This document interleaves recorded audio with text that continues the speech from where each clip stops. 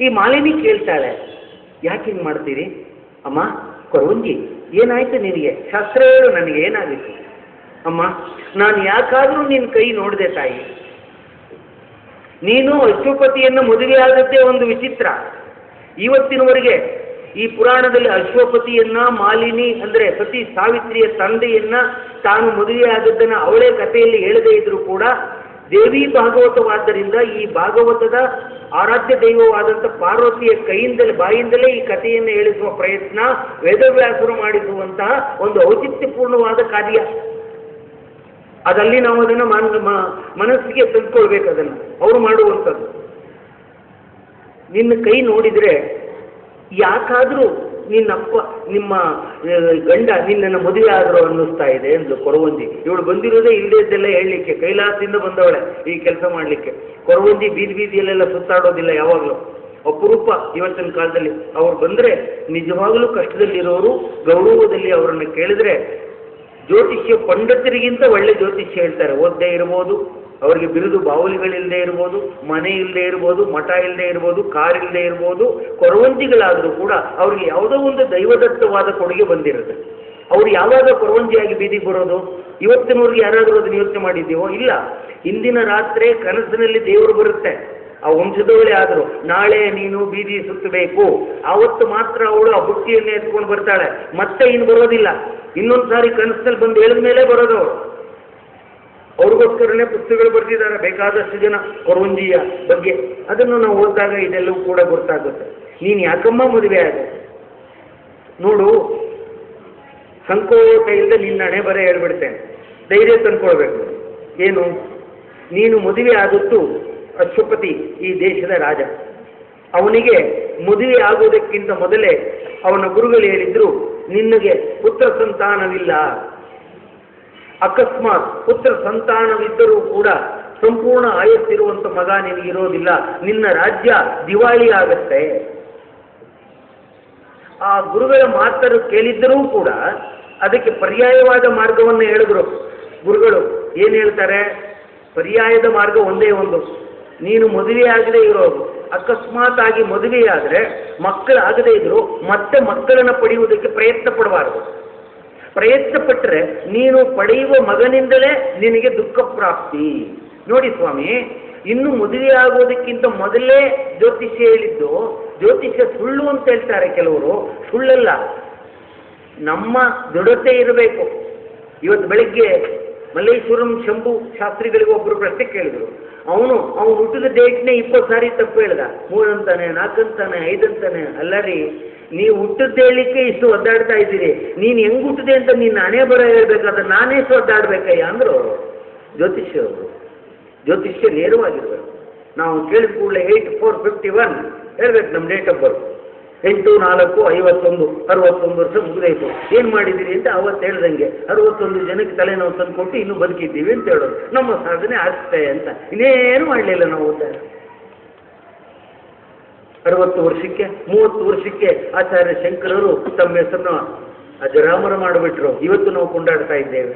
ರಾಮಾನುಜರು, ಮಧ್ವರು ಅವರೆಲ್ಲ ದೀರ್ಘಾಯುಷಿಗಳೇ ಅಲ್ಲ, ಅಲ್ಪ ಆಯುಸ್ಸಿನಲ್ಲೇ ಮಾಡಿ ಎಲ್ಲ ಮಾತ್ರವಾದ ಕಾರ್ಯವನ್ನು ಮಾಡಿ ಹೋದ್ರು. ನಾವು ಮಾತ್ರ ಮಾಡೋದು ಈ ಕೆಲಸ, ಆಯಸ್ ಮಾತ್ರ ಬೇಕು ಅಂತ. ಅಧಿಕಾರ ಹೋಗುತ್ತೆ ಅಂತ ಹೋಮ ಮಾಡೋದು, ಇನ್ನೊಬ್ಬನನ್ನು ಅಲ್ಲಿ ಕೂಡಿಸಿದ್ದೀನಿ ಯಾಕೋ ನನ್ನ ಮೇಲೆ ವೈರಿಯಾಗಿದ್ದಾನೆ ಅಂತ ವಿಶೇಷವಾದ 9 ದೇವಿ ಎತ್ತರ ಒಂದೇ ಸಮಯದಲ್ಲಿ ಯಜ್ಞವನ್ನು ಮಾಡೋದು ಅಪರೂಪ. ಇದು ಕಟೀಲು, ಮಧುರೆ ಮೀನಾಕ್ಷಿ, ಕಂಚಿ ಕಾಮಾಕ್ಷಿ, ಈ ರೀತಿ 9 ಕ್ಷೇತ್ರಗಳಲ್ಲಿ ಒಂದೇ ಸಮಯದಲ್ಲಿ ಹೋಮ ನಡೀತಾ ಇದೆ. ಆ 9 ದೇವಸ್ಥಾನಗಳಿಗೂ ಕೂಡ ಪ್ರಾರಂಭ ಒಂದು ದೇವಸ್ಥಾನದಲ್ಲಿ, ಪೂರ್ಣಾವತಿ ಒಂದು ದೇವಸ್ಥಾನದಲ್ಲಿ ಒಂದೇ ದಿವಸ 10 ದೇವಸ್ಥಾನಗಳನ್ನು ಸಂಚಾರ ಮಾಡುವಂಥ ಯೋಜನೆಯನ್ನು ಮಾಡಿ ಇವರು ಯಜ್ಞ ಮಾಡುವುದು ಯಾಕೆ ಅಂದರೆ ಕೇವಲ ತಮ್ಮ ಒಂದು ಕುರ್ಚಿಯನ್ನ ತಮಗಾಗಿ ಬೆಳೆದುಕೊಳ್ಳುವುದಕ್ಕೆ ಮಾತ್ರವೇ ಹೊರತು ಲೋಕ ಕಲ್ಯಾಣಕ್ಕಲ್ಲ. ಕೇವಲ ನೆಪಕ್ಕೆ ಸ್ವಲ್ಪ ಹೇಳಿ ಬಿಟ್ಕೊಳ್ಳೋಣ, ಅದನ್ನೇನು ವಿಷದ ಮಾಡೋದು ಬೇಡ. ಯಾವತ್ತೂ ಹೋಮ ಯಾಗ ಯಜ್ಞ ಮನೆಯಲ್ಲಿ ಸತ್ಯನಾರಾಯಣನ ಪೂಜೆ ಮಾಡಿದರೂ ಕೂಡ ಅಕ್ಕಪಕ್ಕದ 9 ಮನೆಗಾದರೂ ನಾವು ಹೇಳದೆ ಮಾಡಿದ್ರೆ ಆದರೂ ನಮಗೆ ಪ್ರಯೋಜನವಾಗೋದಿಲ್ಲ.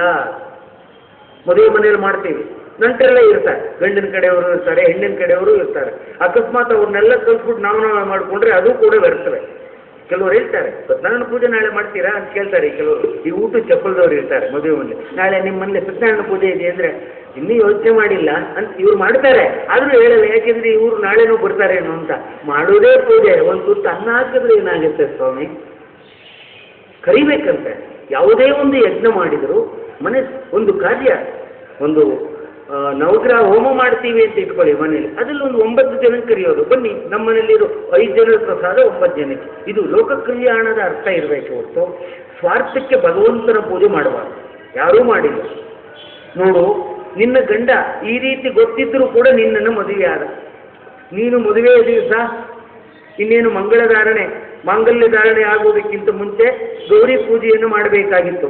ಆ ಗೌರಿ ಪೂಜೆ ಮಾಡುವುದನ್ನು ಮರೆತು ಇನ್ನೇನು ನೀನು ಅರಿಶಿಣದ ಸೀರೆಯನ್ನು ಉಟ್ಟು ಸಭಾಮಂಟಪಕ್ಕೆ, ಮದುವೆ ಮಂಟಪಕ್ಕೆ ಹೊರಡುವಾಗ ಹಿರಿಯರೊಬ್ಬರು ನಿನ್ನನ್ನು ಎಚ್ಚರಿಸಿದ್ದರಿಂದ ನೀನು ಗೌರಿ ಪೂಜೆಯನ್ನು ಮಾಡಲಿಕ್ಕೆ ಕೂತ್ಕೊಂಡೆ. ಆವಾಗ ನೀನು ಗೌರಿ ಪೂಜೆಯನ್ನು ಮಾಡುವಾಗ ಗೌರಿಯ 7ನೇ ಅಂಶವಾದಂಥ ಸಾವಿತ್ರಿ ರೂಪದಲ್ಲಿ ನಿನ್ನನ್ನು ಕುಂಡ್ಲ ಹೊತ್ತು.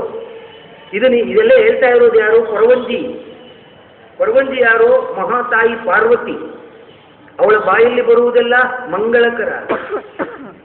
ಹೆಣ್ಣು ಮಕ್ಕಳಿಗಂತೂ ಮದುವೆ ಆಗದೇ ಇದ್ದವರು, ಮಕ್ಕಳಾಗದೇ ಇದ್ದವರು, ಆರೋಗ್ಯ ಸರಿ ಇಲ್ಲದೇ ಇದ್ದವರು, ಗಂಡ ಇವರು ಹೇಳಿದ ಮಾತನ್ನು ಕೇಳದೇ ಇದ್ದವರು ಈ ಒಂದು ಪ್ರಾರಂಭದ ಪೂರ್ವಾರ್ಧವನ್ನು ಸತಿ ಸಾವಿತ್ರಿ ಕಥೆಯಲ್ಲಿ ಕೇಳಬೇಕು. ಅಂದರೆ ಅವ್ರು ಹೇಳ್ತಾರೆ, ನವಮ ಸ್ಕಂದದ 26ನೇ ಅಧ್ಯಾಯ ಮತ್ತು 27ನೇ ಅಧ್ಯಾಯ ಇದೆರಡನ್ನು ಈ ಹೆಣ್ಣು ಮಕ್ಕಳು ಕೇಳಿದರೆ ಅವರಿಗೆ ಇರುವಂಥದ್ದು ದೂರವಾಗುತ್ತೆ.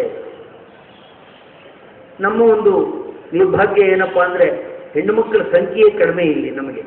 ಬಹಳ ಹಿಂದೆ ಸುಮಾರು ಜನ ಮಾತೆಯರು ಎಲ್ಲ ಸೇರ್ತಾ ಇದ್ರು.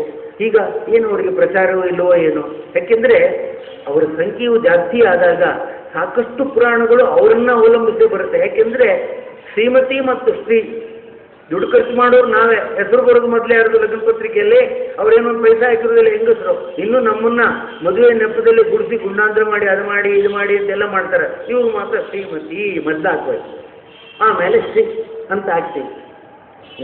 ಈಗೇನೋ ಹಾಕ್ತಾ ಇದ್ದಾರೆ, ಇನ್ಮೇಲೆ ಅದು ಹಾಕದೇ ಇದ್ರೂ ನಡೆಯಬಹುದು, ಹೇಳಲಿಕ್ಕೆ ಆಗೋದಿಲ್ಲ. ಅಂದರೆ ಇವತ್ತು ಕೂಡ ಈ ಜಗತ್ತು ಸೃಷ್ಟಿಯಾದದ್ದು ಸ್ತ್ರೀಯಿಂದ ಅನ್ನೋದು ನಮ್ಮ ಧರ್ಮದಲ್ಲಿ ಅದು ಒಂದು ಆಟೋಮೆಟಿಕ್ ಆಗಿ ಬಂದ್ಬಿಟ್ಟಿದೆ. ಅದನ್ನು ಯಾರು ಹೇಳಿ ಮಾಡ್ತಾ ಇಲ್ಲ, ತನ್ನಷ್ಟಕ್ಕೆ ನಡ್ಕೊಂಡು ಬಂದಿದೆ. ಅದನ್ನು ತಿಳ್ಕೊಂಡವರಿದ್ದರೆ ಈ ಜಗತ್ತು ಯಾರಿಂದ ಸೃಷ್ಟಿಯಾಗಿದೆ ಅನ್ನೋದು ಅದಕ್ಕೆ ಸಾಕ್ಷಿ.